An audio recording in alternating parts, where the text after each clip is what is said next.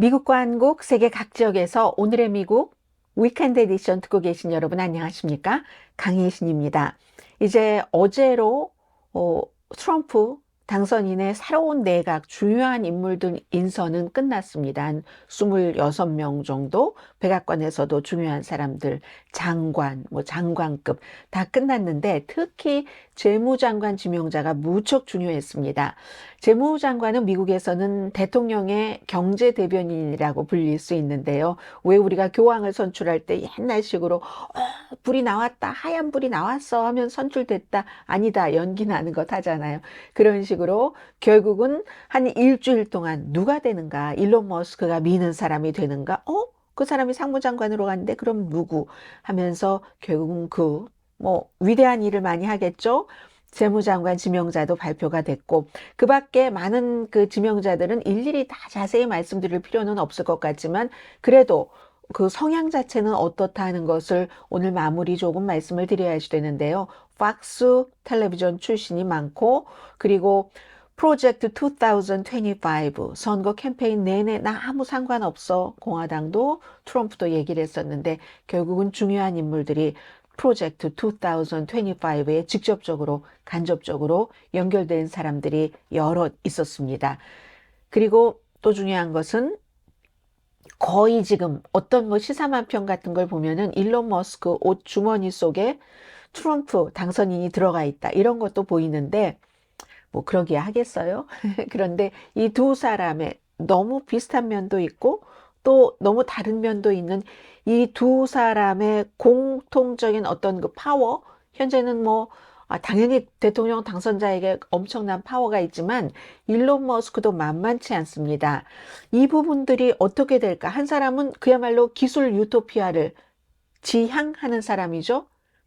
공상과학 속의 많은 것을 현실로 만들어내는 사람이 일론 머스크입니다. 트럼프 당선인은 마가 민족주의자입니다. 백인을 중심으로 해서 이 두 사람의 결합, 이게 만약에 또 잘못되면은 누가 뒤에 정리를 해야지 될지 모르겠습니다. 바이든 대통령의 뒤늦은 우크라이나 지원에 관한 시사만평도 두 개 보여드리겠고요. MSNBC의 앵커들이 미카 브레진스키와 조 스카보로가 트럼프 당선인 집에 가서 우리 이제 앞으로 꼭 트럼프를 비난하고 이러는 것뿐만이 아니라 트럼프의 말, 트럼프와 함께 트럼프 with 트럼프 이렇게 한 게 반지의 제왕, 제왕의 반지에 키스를 하고 항복을 한 것인가 굉장히 지금 이슈가 많았습니다. 이번 주에요. 그 문제, 그리고 오늘 또다시 저는 1984년과 동물농장, 조지 오웰의 소설을 생각하게 됩니다. 이런 순서로 진행하겠습니다. 2주일 반 굉장히 빨리 내각 구성이 끝났습니다. 물론 중요한 건 이 사람들의 대부분이 연방 상원의 인준을 통과해야지 되는 그건 이제 뒤에 따로 말씀을 드리고요. 자, 헤지 펀드의 거물 타이탄 스캇 베센트 재무장관으로 지명이 됐습니다. 그런데 이 사람 정말 재미있는 사람입니다. 공화당의 시각에서 보면 조지 소로스의 제자입니다. 조지 소로스 하면은 공화당에서 트럼프 주변에서 가장 제일 먼저 모든 강력하게 나쁜 것은 다 조지 소로스에게 씌워 넣습니다. 그런데 이걸 어쩌죠? 조지 소로스 제자네요. 그리고 이 사람이 헤지펀드 회사를 설립할 때도 조지 소로스가 거의 반 정도의 투자금을 지원을 했네요. 또 하나, 공화당에서 가장 표를 많이 얻은 그런 이슈가 동성애자에 관한 겁니다. 재무장관 지명자 동성애자입니다. 결혼도 했습니다. 아이도 있습니다. 자, 이런 두 가지인데요. 우선 굉장히 긍정적으로 봅니다. 많은 사람들은 그 부분부터 전해드리고 소로스, 동성애자, 또 이 사람의 성격, 그게 이제 미국의 한국에서도 관심이 있으신 분들 많잖아요. 인플레이션 감축법이죠. 그 같은 이런 여러 가지를 어떻게 할 것인가, 관세 등등, 이게 이제 미국의 경제적인 큰 그림이기 때문에 이분은 많은 사람들이 존경을 하는데 큰 그림, 거시 경제를 잘 보는 사람이라고 하더군요. 우선 조지 소로스의 제자다라고 제가 말씀을 드렸는데 62세입니다. 현명한 선택이라는 것부터 말씀드리는 게 낫겠네요. 시장을 굉장히 예리하게 관찰을 하고 거시경제에 대해서 이해도가 그냥 이해를 하는 게 아니라 깊은 이해도가 있기 때문에 월스트리트에서도 존경을 하고 국제 투자가들의 존경을 받고, 찰스 왕 또 그 왕비와 친구예요. 서로 영국에 오고 미국에 오면 서로의 집들에서 지내고 하는, 지정학적인 경제 그런 전문가들도 굉장히 존중합니다. 국제 투자가들 뭐 당연히 말할 것 없고요. 현재는 투자회사 K-Square Capital Management를 만들었고, 이때 이제 조지 소로스가 돈을 이제 투자를 했었던 사람이고요. 원래 오랫동안 조지 소로스 투자회사에서 펀드 매니저로 일을 했습니다. 젊었을 때예요. 92년도에 영한 이 베센트가 포트폴리오 매니저를 했죠.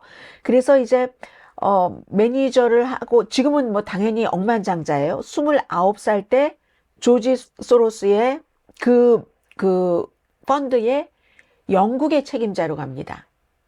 그래서 이 베센트 지명자가 유명해진 건 영국 파운드하고 엔화에 대해서 굉장히 반대하는 그런 뭐라고 하나요? 베팅을 해서 결국 파운드 공매도로 엄청나게 돈을 벌었죠. 그리고는 92년도에 소로스 그 회사에서 일했다고 했잖아요. 2015년도에 본인의 회사를 만듭니다. 이게 바로 지금 본인이 갖고 있는 K-Square Capital Management. 이 회사를 만들 때 45억 달러로 만들었거든요. 이 가운데서 20억 달러를 조지 소로스가 투자를 했습니다.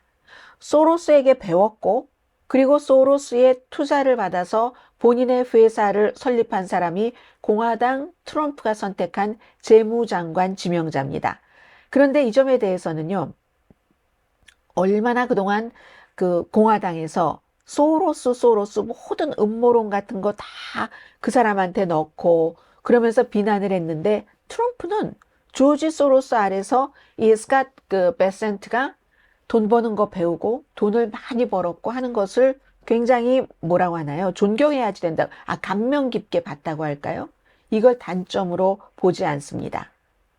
그리고 이 사람은 뭐 2016년 이후에는 조지 소로스와 별로 접촉하지 않았어요. 뭐 이렇게 얘기합니다. 본인의 회사를 설립을 했었으니까. 예일대학교 나왔고, 이거는 트럼프의 그 첫 번째 그 임기 때의 재무장관 스티브 무누신과 마찬가지네요. 골드만삭스, 예일대학교 같이 나왔었고, 그리고 조지 소로스의 제자인 것뿐만이 아닙니다. 힐러리 클린턴에게 기부했어요. 그리고 버락 오바마에게도 기부를 했고, 엘고를 지지해서 2000년도에 엘고를 위한 아주 거대한 모금 행사도 했었고요. 이것도 스티브 무누친과 비슷하네요. 두 사람 다 사람이 다 연결되네요. 스티브 무누친은 그때 존 케리에게도 기부를 했었죠. 그러면서도 공화당의 재무장관을 했었죠.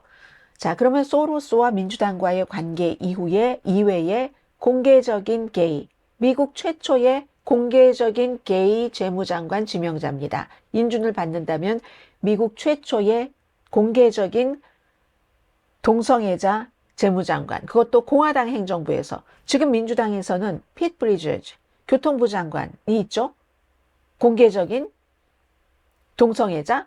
트럼프도 그렇게 동성애 이런 것을 가지고 당선을 됐는데 결국은 동성애자 재무장관을 선택을 했습니다. 사우스캐롤라이나주에 사는데요. 집이 뭐 말 그대로 저택이죠. 저택이어서 이 사람이 2011년도에 존 프리먼이라는 뉴욕에서 전 검사였던 사람입니다. 공식적으로 결혼을 했습니다. 결혼하고 나서 나중에 그런 얘기를 했죠. 내가 예일대학교 다닐 때 30년 뒤에 공개적으로 결혼을 할 수 있다는 걸 상상하지 못했다. 아이도 낳습니다. 데일리모를 통해서. 이런 사람입니다. 그리고 사우스캐롤라이나주에서는 자선을 굉장히 많이 하는 것으로 유명하고요. 찰스 3세 그 카밀라 여왕과만 친구인 게 아니라 뭐 버킹엄궁은 자주 가고요. 요르단 공주와도 친구입니다. 세계 부자들과도 친구인 겁니다. 그런데 오랫동안 트럼프에게 충성을 했죠. 특히 이번에 선거 캠페인을 할 때는 카멜라 해리스가 대통령이 되면 완전히 카멜라 붕괴가 된다. 이렇게 얘기해서 그 말을 트럼프 당선인이 엄청 좋아했다고 하죠. 그리고 말로만 한 게 아니에요. 이 사람이 너무 바쁜 사람인데도 트럼프를 홍보할 일만 있으면 그 모든 것 다 제치고 팍스에 나가서 홍보하고 돈도 아낌없이 기부를 했죠. 아메리카 퍼스트 이런 것을 얘기를 하면서 트럼프가 대통령이 되면 막 황금 시대를 만들 것 같다고 얘기를 하고 규제를 철폐하는 거, 세금 감면 이거 제일 먼저 중요하게 할 것이라고 했습니다. 낮은 에너지 비용 이것도 트럼프 당선인과 일치하죠. 정부 보조금 삭감 이건 이제 한국에서도 신경을 써야지 되는 여러 가지 분야입니다. 인플레이션 무슨 법 등등으로 인해서 그리고 또 하나가 있습니다. 암호화폐를 지지하는 사람입니다. 최초의 소로스 제자인 공화당 재무장관 인준된다면 최초의 동성애자 공화당 재무장관 또 최초의 암호화폐 지지 공화당 재무장관 이렇게 되는 거죠. 관세를 조금 보면요. 당연히 관세 지지했습니다. 그런데 트럼프의 다른 재무장관 후보군보다는 그 관세 지지에 대해서 약간 조금 덜 지지는 하지만 완전히 과격하지는 않은. 그래서 한때 박스에 나와서 인터뷰하는 것 보면 지금 트럼프 그 대통령 후보의 관세에 대해서 막 중국 60%, 멕시코 500% 이렇게 얘기하는 건 그건 정책이라기보다는 어떤 협상적인 것 이런 정도로 얘기를 했지만 관세를 지지하기는 하는 사람입니다. 빚 줄이기에 엄청나게 관심이 있으니까 당연히 인플레이션 감축법을 폐지하려고 하죠. 그것으로 인해서 정부가 보조하는 것들이 많으니까. 그리고 달러에 대해서는 약간 트럼프 당선인과 생각이 다릅니다. 트럼프는 때로는 이제 달러 강세를 굉장히 비난을 많이 하잖아요. 그런데 이 사람은 인위적인 조정 같은 거 할 생각이 없는 사람입니다. 시장이 알아서 환율을 조정을 한다. 이거는 그 분야에서 일을 해온 그 경력을 고려하면 너무 당연한 건 아니겠어요? 어쨌든 트럼프 그 당선인이 지금 모든 부서에 한 사람은 자진이라기보다 이건 어쩌면 강제적인 사퇴일 수밖에 없었죠. 그런 일까지 있을 정도로 거침없이 본인의 본능에 의해서 장관 지명자들을 내놨는데 그런데 재무장관은 조금 뜸도 들이고 꼭 그렇진 않았습니다. 재무장관은 진지한 월스트리트의 혈통을 택한 거죠. 그래서 다른 헤지펀드 거물, 제이미 다이먼, JP 모건 체스 CEO 같은 사람도 생각을 했었잖아요. 트럼프노믹스에 올인하는 맞춤형, 완전히 나의 그 모든 것에 맞는 사람을 선택을 하려고 했는데 아니 그런 올인원이 어디 있겠습니까? 그건 없어서 다 이 사람은 지지를 하는데 관세에 대해서 다른 강력하게 지지하는 사람보다는 약간 덜 지지하는 사람. 그러면서 중요하게 생각하는 것은 트럼프 당선인은 증권시장이 지금 선거가 끝나고 나서 막 트럼프 효과를 받잖아요. 이게 내려가게 하는 걸 원치 않습니다. 아무도 여기에 다 맞지 않아요. 예를 들어서 로버트 라이트하이저를 만약에 재무장관으로 놨다면 무역에 대해서 엄청 강하게 했겠죠. 관세에 대해서. 그럼 그걸로 인해서 증권시장이 어려워질 수 있잖아요. 그러니까 안 됐고 과거에 그 스티브 무누신 그 첫 번째 임기 때 재무장관도요. 관세에 대해서는 반대를 했습니다. 막 백악관에 가면 회의할 때 조금 목소리도 높아지고 그랬다는 점이 없지 않아 있거든요. 그래서 많은 사람들은 스캇 베센트는 합리적인 선택이라고 얘기를 합니다. 그리고 마켓을 해피하게 하려는 본능. 이 사람 마켓 해피하게 하려고 하고 달러 이런 것에 막 개입을 정부가 하는 거 싫어하고 그러면서도 관세는 어느 정도 지지하고 세금 감면 제일 먼저 해주겠다고 하니까 트럼프의 그 본능에는 맞죠. 그래서 경제 정책에 대해서는 할 수 없이 트럼프라는 gut feeling을 본인의 직감을 굉장히 믿는 사람도 좀 여론을 보는구나. 눈치를 보는구나. 전문가들 말도 좀 듣는구나. 뭐 이런 건 알 수는 있는데요. 그래도 이 과정이 재무장관을 지명하는 과정이 거의 중요한 장관 마지막이었는데 거의가 아니라 중요한 장관으로서 마지막이었죠. 어제 뭐 노동부 장관, 주택 도시개발부 장관 정도 지명을 했으니까요. 그 과정이 굉장히 독단적이고 또 자주 바뀌고 변덕스럽고 그랬죠. 일주일 전 같았으면 진즉에 스캇 베센트가 지명이 됐을 겁니다. 그러다가 어느 순간에 하워드 로튼이 지금 상무장관, 본인이 그렇게 재무장관이 되고 싶어 해서 제가 어느 날인가 재무장관 지명자예요. 이렇게 잘못 말씀드렸었던 하워드 로튼이 그쪽으로도 막 쏠렸다가 그러니까 또 이 그 트럼프의 자문들이 그 사람 안 돼요. 왜냐하면 일론 머스크와 약간의 트럼프 자문들이 알력이 있다는 얘기가 있어요. 너무 트럼프와 일론 머스크가 지금 단짝 중에 단짝이 돼 있기 때문에. 그러니까 트럼프 그 당선인은 일론 머스크는 막 하워드 월트닉 하라고 하는데 자신들의 자문들은 그거 안 돼요. 또 막 이렇게 얘기하잖아요. 그 사이에 시간을 좀 끌면서 누가 나를 조정하려고 해? 난 내 맘대로 해. 해서 이제 시간이 조금 이렇게 지나갔다는 얘기가 있습니다. 하워드 월트닉 같은 경우 이제 굉장히 라이벌이 상무장관과 재무장관이 협력을 해야지 되는 부분도 많습니다. 관세 같은 데 대해서는.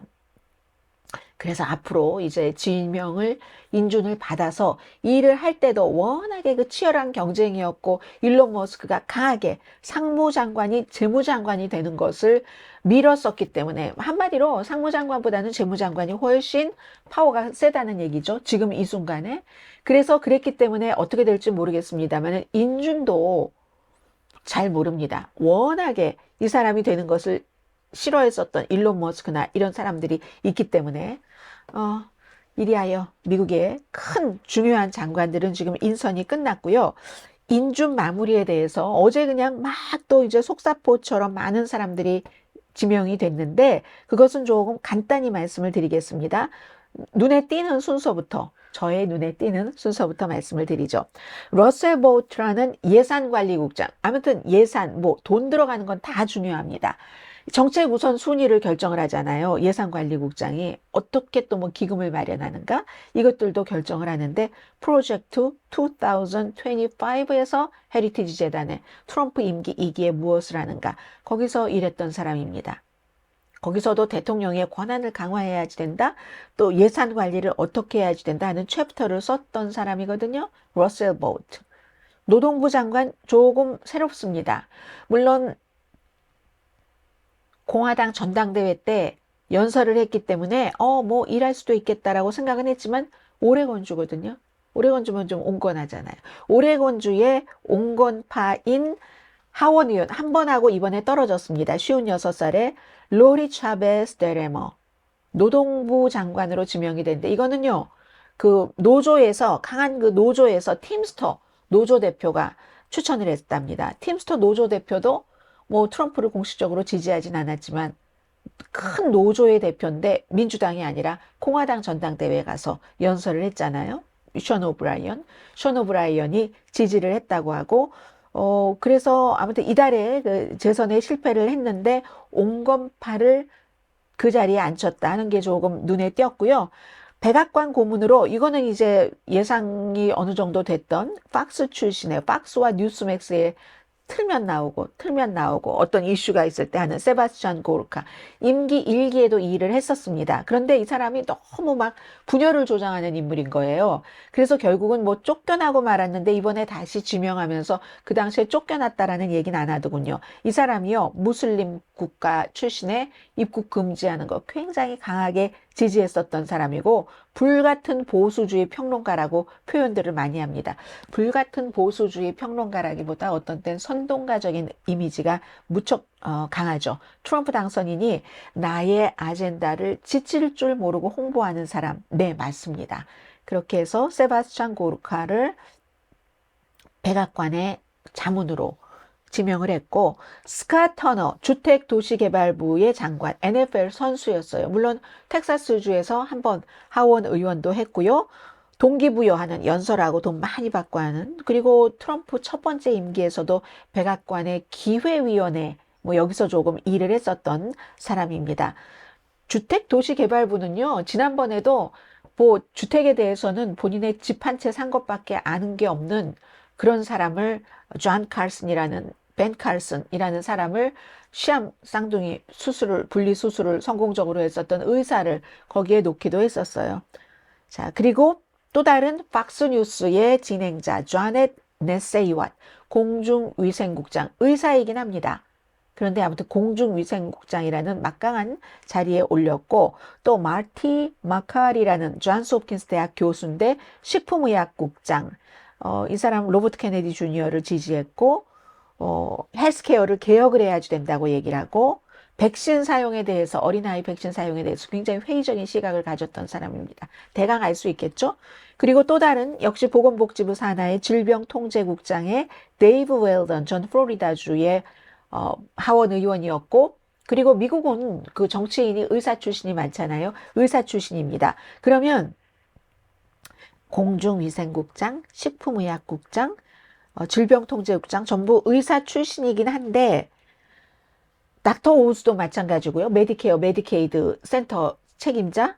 그런데 이런 사람들이 전부 하나도 이 큰 조직을 운영해 본 경험은 전혀 없는 그냥 단순 의사 출신이라는 이제 이런 점이 있고 로버트 케네디 주니어는 그에 비해서 보건복지부 장관으로 지명이 됐는데 의사 출신도 아니에요. 뭐 여러 가지 제약회사라든가 약이라든가 건강이라든가 관심은 많지만 이리하여 이제 대통령 내가 특히 중요한 뭐 비서실장부터 백악관, 유엔 주재 미국 대사를 포함해서 장관 26명 인선이 끝났습니다. 끝내 이 인선 안에 들지 못한 사람, 가장 이번 주에 유명했었던 사람이 맷 게이츠, 법무장관 지명자였죠. 결국은 뭐 가짜뉴스라고 막 얘기를 했었던 사람들이 많은데 가짜뉴스를 가지고 트럼프가 지명한 나를 위해서 좀 싸워줘라고 하고 놓은 사람이 그 자리를 자진 사퇴를 하겠습니까? 뉴스가 사실이니까 그렇지. 여기 시사만평 보면 맷 게이츠의 어떤 그 윤리 리포트에 대해서 여성의 속옷이 막 걸려 있네요.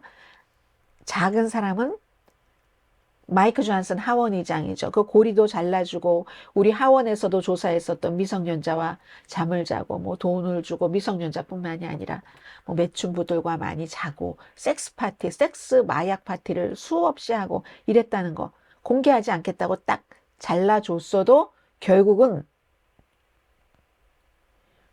공화당의 상원에서 표가 나오지 않는다는 게 확인이 된 뒤에 대통령이 그에게 전화를 걸었고 그가 사퇴한다고 발표했습니다. 어제 보니까 의회로 다시 돌아가지는 않는다고 하던데요. 앞으로 어떻게 될지는 알 수 없어요. 그리고 심지어 그랬던 것뿐만이 아니라 자신의 그 행동을 자랑스럽게 말하자면 허풍 떠는 거죠.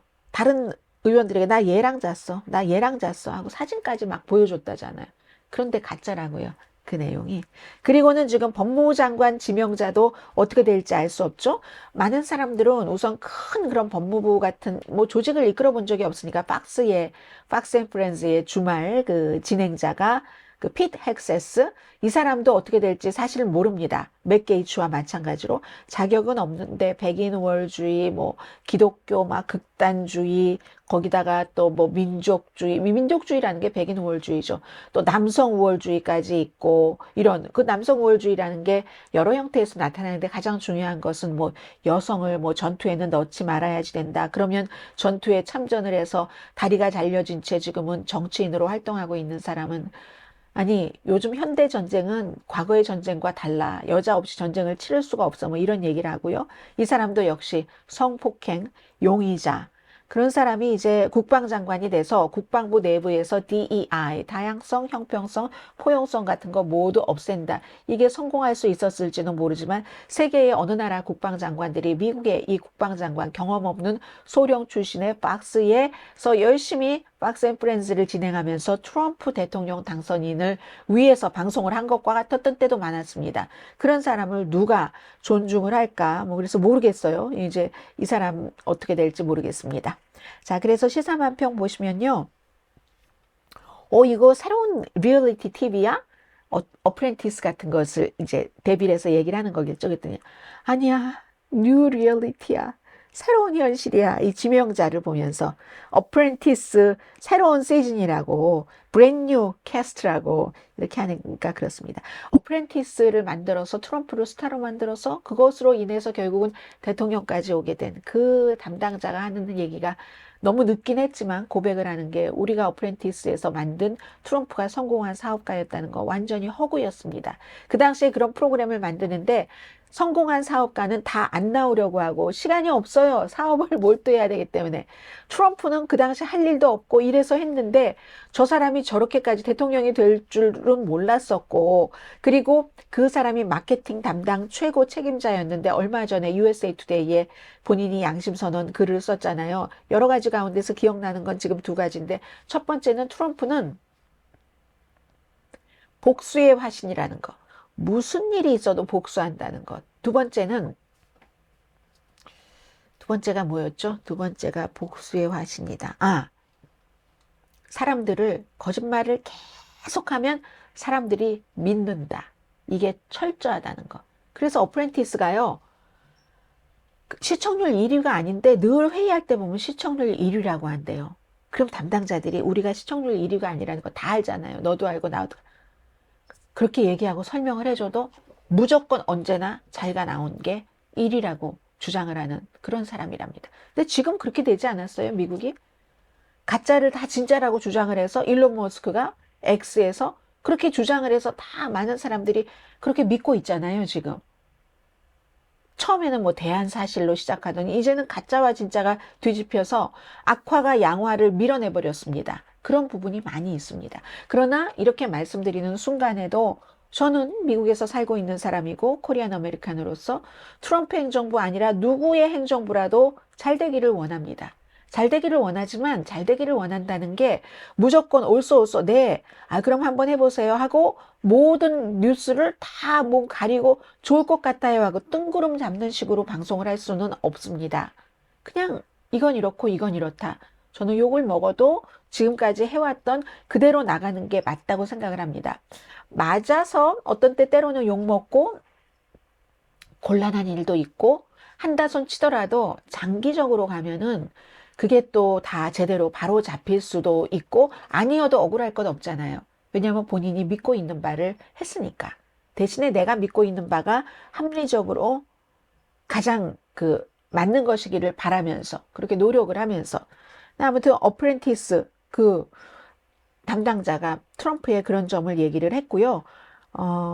그리고 어프렌티스로 유명해지기 전에 트럼프는 프로레슬링은 쇼라는 거 다 알잖아요.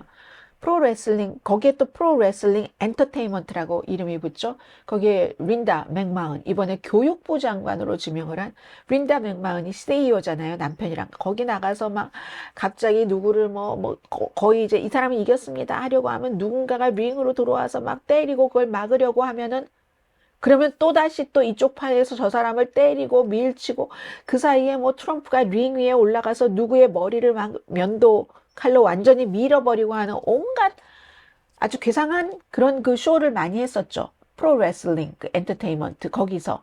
그랬던 린다 맥마흔이 첫 번째 임기 때는 중소기업청장, 이번에는 교육부 장관 지명자입니다. 그런데 교육부 장관 지명자가 프로레슬링, 그 레슬링, 그 월드 레슬링 엔터테인먼트 CEO를 하면서 그 아나운서가 링보이드, 성추행하고 폭행하고 뭐 이러는 거 다 눈 감았었다는 거잖아요. 근데 교육부 장관이 그래서 이런 시사만평이 나오는지도 모르겠습니다. 상원이라고 써 있습니다. 다리가 있고 그 다리를 건너가야지 되는데 운전자는 트럼프 당선인이네요. 트럼프 캐비넷 컴퍼니, 캐비넷 내각 컴퍼니인데 높이가 안 맞잖아요. 거기에 못 들어갈 것이다 하는 것을 지금 암시를 하고 있는 것 같습니다.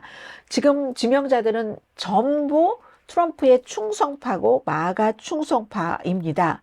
그런데 괴짜가 많아요. 로버트 프란시스 케네디 주니어부터. 로버트 프란시스 케네디 주니어를 트럼프가 완전한 충성파라고 믿을까요? 일론 머스크를 그렇게 믿을까요? 일론 머스크도 트럼프에게 사기꾼이라고 했었던 사람이에요. 최고의 사기꾼이라고. 근데 믿을지 모르겠어요.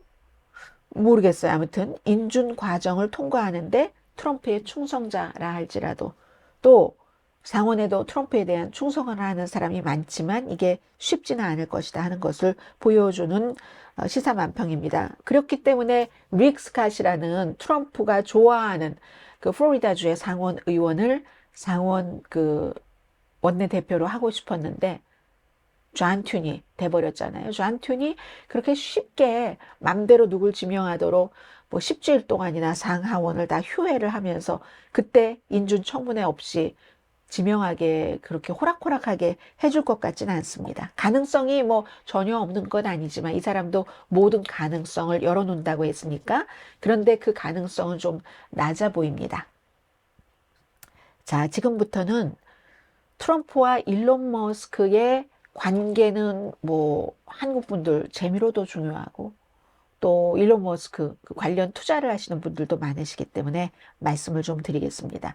근데 저는 이번에 재무장관 지명한 거 보니까 트럼프가 일론 머스크에게 완전히 사로잡힌 건 아니구나. 뭐 저는 그렇게 확인을 하게 됐거든요. 일론 머스크가 원하는 사람 재무장관 시켜주지 않고 다른 사람을 재무장관을 시키고 재무장관보다 약간 파워가 약할 수도 있는 사람을 상무장관을 이제 일론 머스크가 원하는 사람으로 대치를 했으니까요. 예전에요.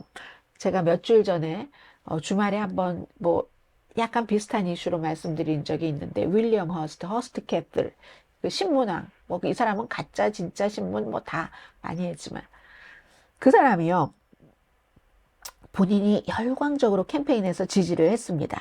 프랭클린 루즈벨트. 이 프랭클린 루즈벨트에게 윌리엄 허스트가 갖고 있는 모든 것으로 엄청나게 지지했는데요.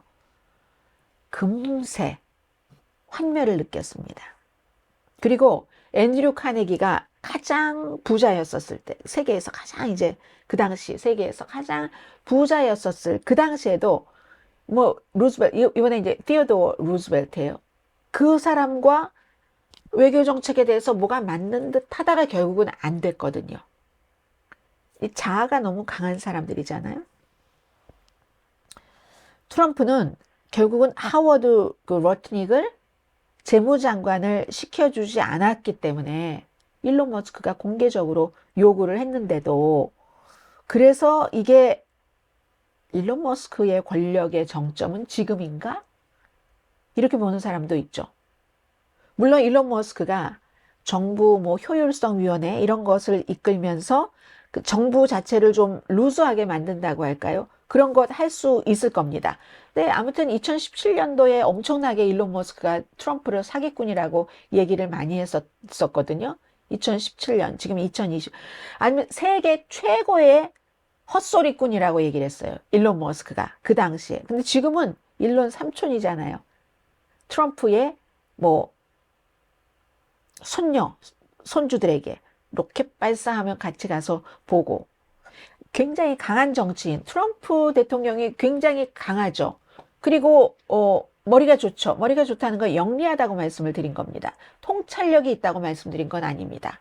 통찰력이라는 것은 정치, 경제, 사회, 문화 모든 것에 대해서 거시적으로 보고 깊이 들여다보는 게 통찰력이고 트럼프 그 대통령 당선인은 영리하고 머리가 좋게 들여다보긴 하죠. 리액션이 어떻게 나올까 하는 것을.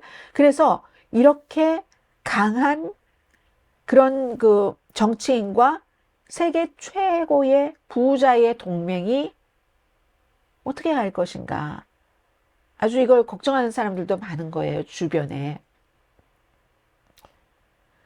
성장이라는 이름으로 정통성, 뭐 이런 규제 같은 것을 다 이제 폭파시켜 버린다는 게 일론 머스크인데, 일론 머스크라는 사람이 그 규제 같은 것을 폭파시킨다는 게 결국은 기계를 통해서, 테크놀로지를 통해서 하겠다는 거잖아요.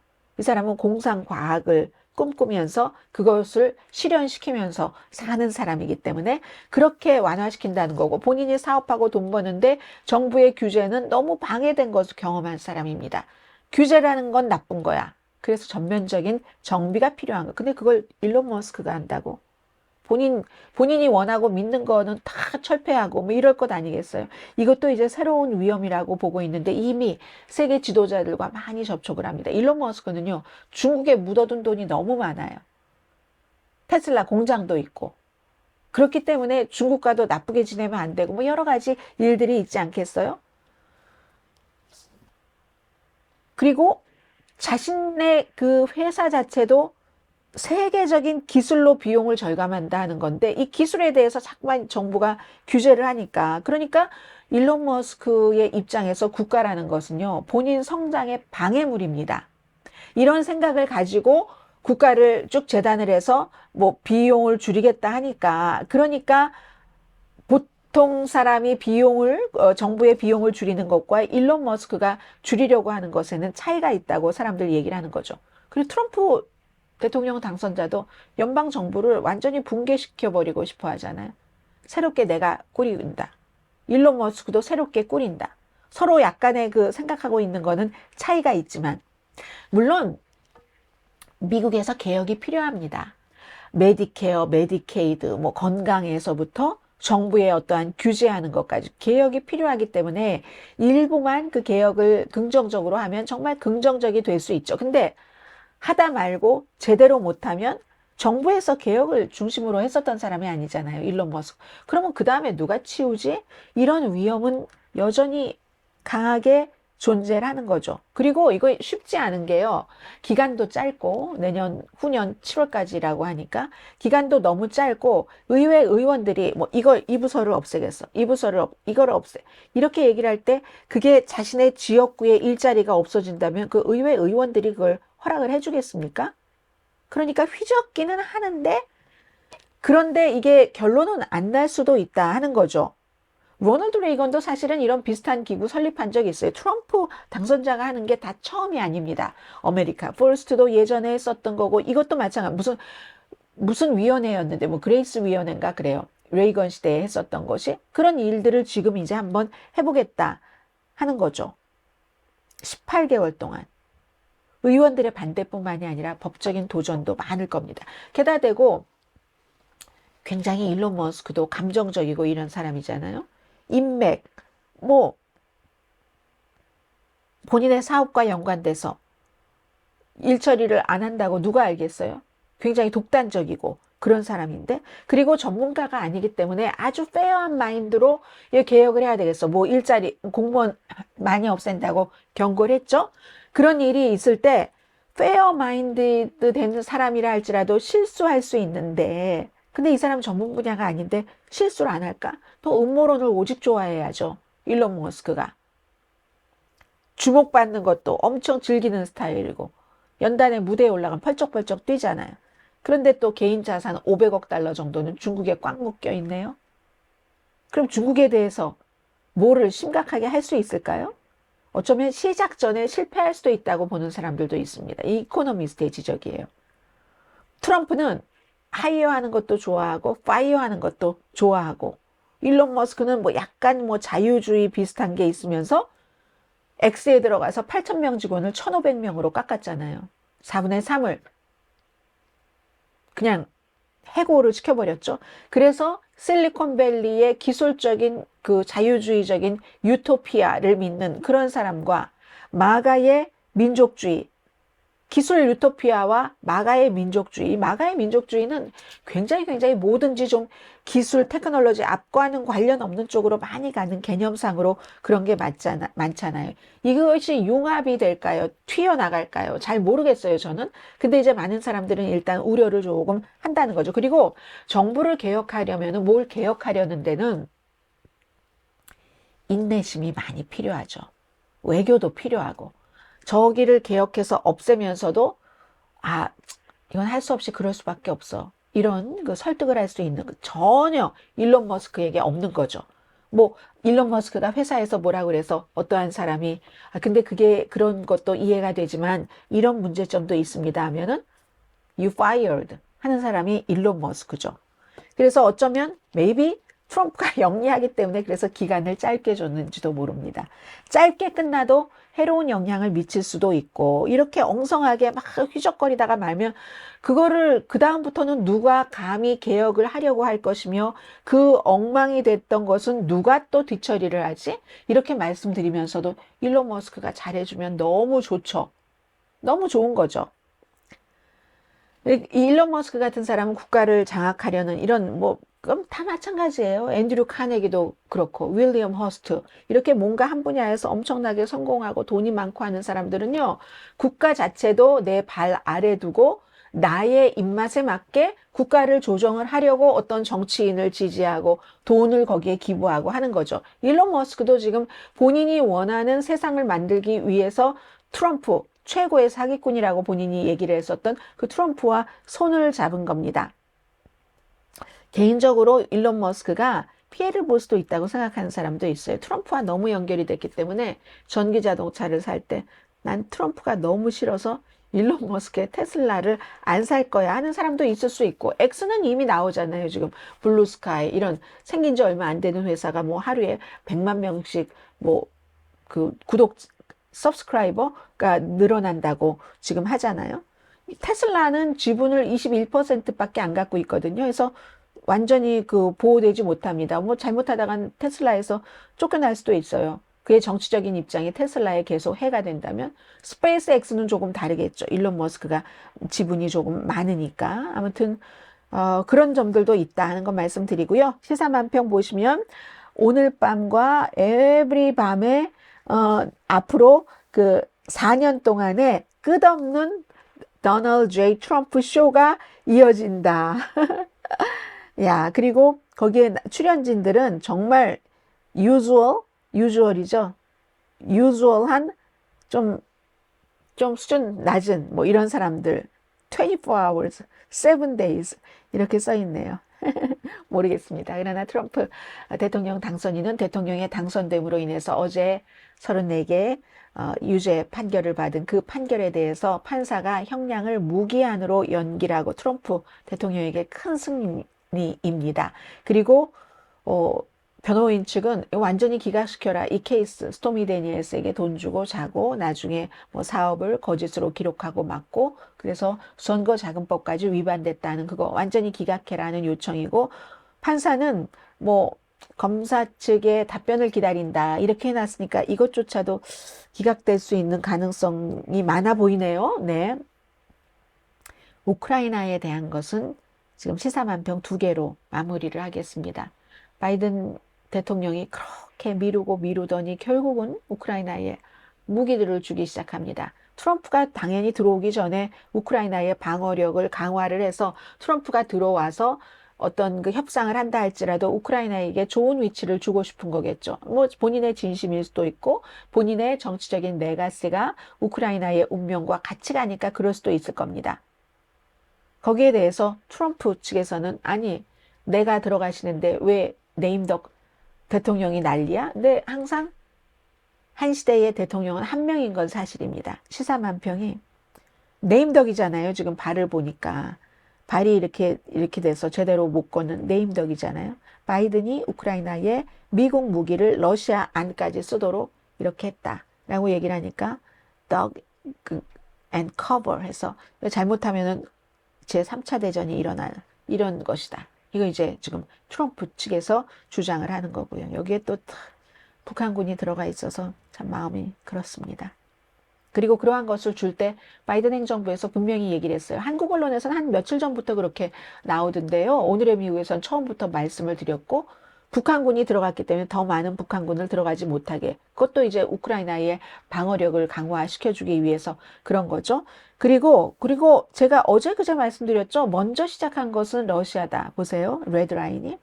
지금 저기 위에 보면 우크라이나의 셀프 디펜스 하는데 메이드 인 USA, 미제 셀프 디펜스. 나중에는 이제 영국도 마찬가지로 똑같은 미국과 같은 그 지원을 했잖아요. 근데 러시아라고 써 있네요. 이분이 이렇게 보는데 저 레드라인을 넘었어? 레드라인을 넘었다고 이렇게 얘기하는데 레드라인은 어디부터 넘었는가? 저 제일 위에부터 가죠. 불법으로 침공을 했어요. 우크라이나가 침공했습니까? 러시아가 침공했죠. 그리고 불법으로 크림반도를 점령했습니다. 이란 미사일을 사용했어요. 지금 러시아가 얘기하는 게 왜 다른 나라 그걸 사용해서 우리나라를 이란 무기를 사용해서 우크라이나를 공격했고, 그리고 북한의 미사일을 써서 우크라이나를 공격했고, 이제는 북한 군대까지 지금 들어갔잖아요. 항상 먼저 위반한 것은 레드라인을 넘은 것은 러시아입니다. 자, 그리고 이건 마지막인데요. 조와 미카의 트럼프와의 만남. MSNBC의 모닝조라는 프로그램은 부부예요. 미카 브레진스키라는 앵커와 조 스카보로라는 공화당 하원 의원이었습니다. 연방 플로리다가 지역구인. 두 사람이 진행하는 굉장히 인기 있고 MSNBC에서도 인기가 있지만 진보적인 사람들한테 인기 있는 모닝쇼였는데, 트럼프 시대 내내 트럼프 비방하고 트럼프에 대해서 가장 가혹하게 말을 했는데, 당선되자마자 며칠 있다가 말하려고 해가서, 말하자면 우리 화해했다, 앞으로는 이제 좀 잘 해보자, 좀 트럼프를 비난만 할 게 아니라 같이 소통도 하겠다 하고 엄청나게 비난받았습니다. 이게 지지율이요, 엄청나게 뭐 그냥 떨어진 게 아니라 두 자릿수 이상으로 떨어지고, 게다 대고 이거 MSNBC 소유주인 컴캐스트가 뭘 판다고 하고, 그러니까 농담으로 트럼프의 아들과 일론 머스크가 우리가 MSNBC 살까 뭐 이런 얘기도 하잖아요. 이 두 사람에 대한 비난이 엄청 많았는데 그걸 끝까지 가야지. 어떻게 지금 뭐 말하자면 트럼프가 무서워서 항복하겠다는 거잖아. 법무부 시켜서 너희들도 뭐 다 조사하고 어쩌고 저쩌고 할 거니까 항복한다는 거잖아. 아니면 뭐 MSNBC가 어떻게 할까봐 그 할 수 없이 MSNBC의 사주를 받고 간 거야, 등등의 많은 얘기가 있었습니다. 그런데요, 이제 꼭 그랬다 하는 증명은 없잖아요. 물론 뭐 꼭 그랬다 하는 증명은 없는 거고, 이 두 사람의 마음속에 뭐 그런 점이 전혀 없겠습니까? 있겠죠. 트럼프와 대화를 할 수 있다면, 저도 마찬가지예요. 트럼프 그 당선인과 인터뷰를 할 수 있다면 인터뷰를 해서 얘기해 보고 싶을 수도 있어요. 이 사람들도 아마 그런 마음도 있었을 겁니다. 그런데 다른 쪽에서 볼 때는 그렇지 않은 거죠. 근데요, 제가 요즘에는 기자 생활을 안 합니다만, 예를 들어 기자면 이 사람들은 인터뷰를 또 많이 하는 사람들이잖아요. 그러면 좋은 사람도 만나고요, 이상한 사람들도 만나고요, 이상한 사람들이 오히려 정보는 더 많이 줍니다. 그렇기 때문에 사실은 너무너무 싫어하는 사람과도 마주 앉아서 해야지 되는 게 맞기는 맞습니다. 이게 조금 좀 극단적인 비유일지 모르지만, 의사 선생님이 본인이 좋아하는 성향의 환자만 치료할 수 있습니까? 그 좋아하는 성향의 환자라는 건 환자의 성품을 얘기하는 게 아니라 치료가 간단한, 그 외과 의사로 하죠. 외과 의사가 수술을 하는데 본인이 간단하고 또 성공 확률만 높고 실패 확률이 없는 이런 수술만 할 수는 없죠. 그와 좀 비슷한 면으로 저는 조금 이해를 하고 싶기도 하는 그런 마음입니다. 2024년도 완전히 복종 스쿨 졸업자들, 강아지들 막 훈련시키고 하는 것처럼 복종 스쿨 졸업자들 셀피 찍고 하는 그런 거네요. 와, 참나원. 이런데 근데 그 마음도 저는 이해한다. 이런 시사만평이 있길래 말씀을 드렸고요.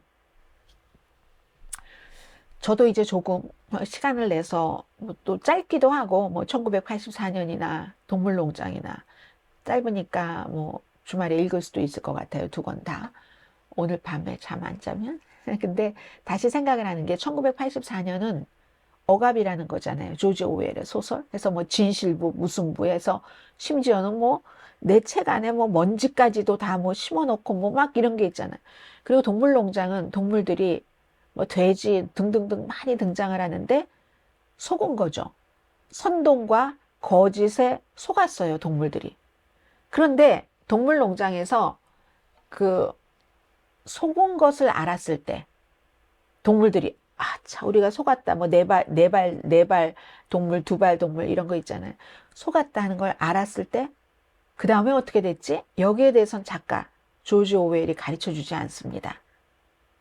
근데요, 책이 저는 1984년을 더 먼저 읽었거든요.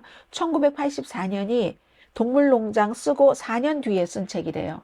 그러면 동물농장에서 이렇게 해서 막 돼지가 나와서 얘기를 하고, 어디서 뭐가 쳐들어오는데 막 이렇게 다 속았어요. 속아서 어떻게 했어요. 4년 뒤에 나온 책이 1984년입니다. 그 다음에는 숨쉬기조차 힘들 정도의 억압, 빅브라더가 다 나를 감시하고 쳐다보고 내 맘대로 할 수 있는 게 없어요.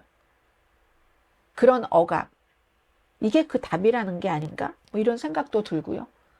미국은 그렇게 안 됐으면 좋겠고요. 오늘의 미국 위켄드 에디션 여기서 마치고 내일 탑뉴스 브리핑 시간에 뵙겠습니다. 강혜신이었습니다.